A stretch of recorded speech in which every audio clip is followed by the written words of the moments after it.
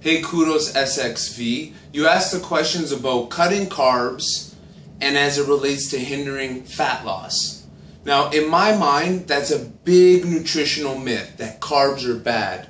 Carbs are great. They're your main source of energy for your body. So if you cut carbs, your body's going to start saying, what the heck's going on? We're used to using carbohydrates for energy.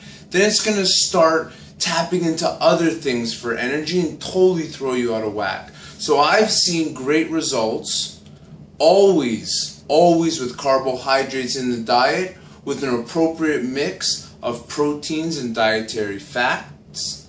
I would recommend, if you are looking to lose some weight and you are training 6 times a week as you're saying, maybe tailoring back your carbohydrates, but by no means cutting them out. Alrighty? Thanks.